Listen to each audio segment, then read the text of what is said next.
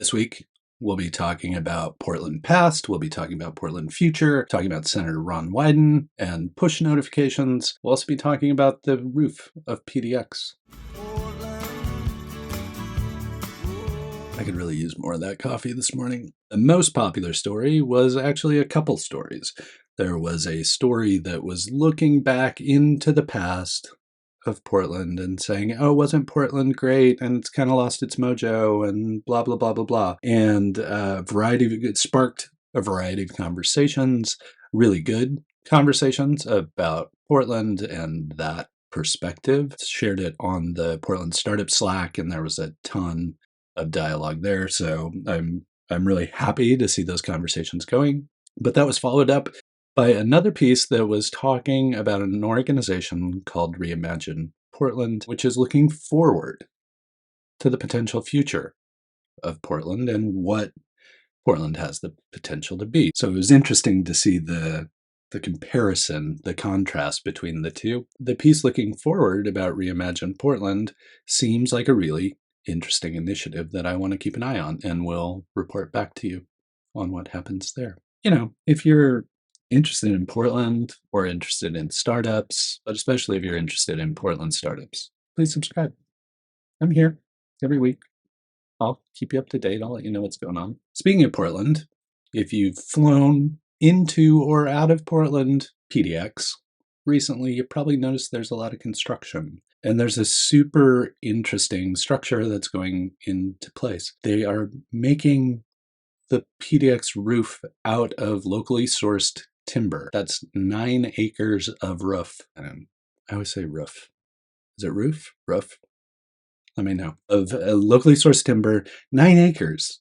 That's 400,000 square feet that'll be made entirely out of wood, designed by ZGF architects, and make it a much bigger, better, brighter airport than it ever was. So looking forward to that, especially as folks are getting back to traveling. PDX has always been one of those bright spots in that whole travel experience. So it'd be nice to see that roof. Interesting story this week. Oregon Senior Senator Ron Wyden, our senator, noticed that, Apple and Google have visibility into push notifications. The push notifications are like your application sends you a message, hey, your story's uploading, hey, your Lyft driver is here, like those kind of notifications. Both Apple and Google can see those because they manage the infrastructure for those. And, at first blush, people are like, what are you talking about? What's the big deal? But I knew, because Senator Wyden is one of the most internet savvy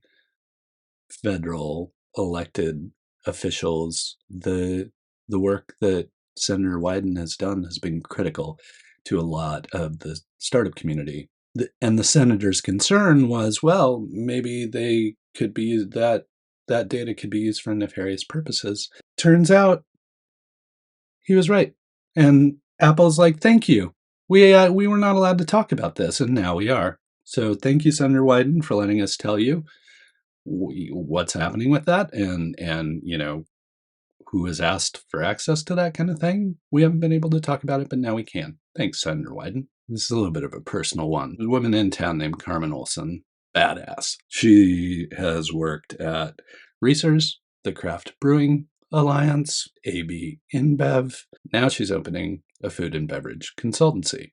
So if there are brands out there that are looking for assistance in the food or beverage space, I highly suggest you talk to Carmen. The reason I smirk a little bit at this one is I actually worked with Carmen like at the turn of the century when she was working at a tech startup that I was at. So it's funny how those things come full circle, because now Carmen, as I announced like last week, Carmen just joined our board at Built. It's an American commercial and video game voice actor. My Alexa device was talking to me. I apologize. But apart from working with Carmen on the Built board, I'm really excited to see her launch this consultancy, and I'm excited to see the folks she gets the chance to work with. I always love people who look at community and say, there's no part of the community for my peer group. I think I should create a subset of the community. I think we should gather in a new and interesting way. And that has now happened. There now is a society of automation software engineers.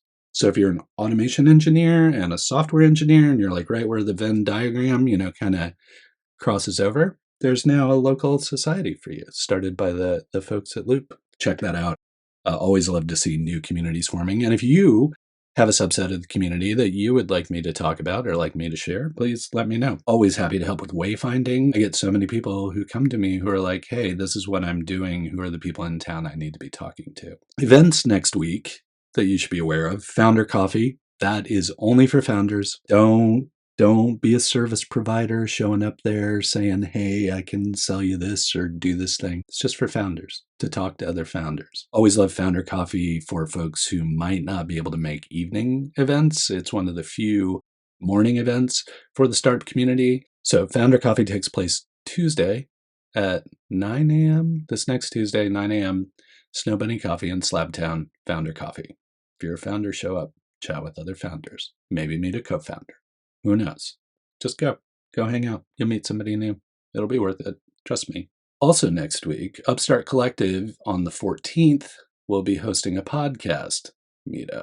So if you're a podcaster, you're thinking about podcasting, you want to chat with other podcasters, you are tired of just chatting to the camera or microphone on your desk, go hang out with other podcasters and see what they're up to and swap stories and talk about things. Plus, it's at Upstart Collective, which is like got so much energy and momentum around it now. So even just getting to go to Upstart Collective is worth doing the meetup, even if you just sit in the corner. Speaking of podcasts, Stephen Green, the director of Business for a Better Portland, former VC, recovering banker, all those kind of things, founder of Pitch Black, Stephen Green's launching a podcast. So now we'll have a Stephen Green podcast, which I am eagerly awaiting. Also notice that I'm starting to share Shades of Entrepreneurship podcast, especially when they're talking to Portland tech people on that. Gabriel Flores does a great job with that podcast, and I'm making sure to kind of curate people who are relevant to startups or tech or food and bev, that kind of thing. So I'll make sure and include more of those, hoping that Steven's podcast is much the same way, so that you'll hear more voices about what's happening in the Portland startup community. This reminds me an awful lot of blogging back in the day, where everybody was starting blogs, and then I had the ability to say, hey, check out this blog, check out that blog. My role becomes more of, again, wayfinding, pointing folks to things that could be interesting for them. And I really enjoy doing that stuff. So it's great to have all this new content. And then Upstart Collective has a podcast. Look at that. The Portland Executive podcast is great. Like Scott Hanselman's Hansel Minutes is great. There are all these new podcasts. I didn't really used to listen to a lot of podcasts, but now I'm listening to a lot more because they're just a bunch of great podcasts. I should probably do a list of podcasts. Startup podcasts, great. I'll listen to them, but I'm super interested in ones that are particularly Portland focused. So if you have suggestions, I would love to hear them. So that's it for this week. You got stuff to do. You got holiday shopping. You got celebrations to go to. You don't need to be sitting here listening to me. Go do your things. Go do your stuff. Hope you're holding up amidst the hectic chaos that is the holidays. And I also hope you're planning to get some downtime as the end of the year comes up. I know you got planning to do and all that kind of thing, but take some time for yourself, get some downtime. You really need it. So please get some downtime. I'll keep track of the news for you. That's one less thing for you to worry about. Hang in there. Try and stay sane during this crazy time of year. And until I get the chance to hang out with you again, please keep up the good work.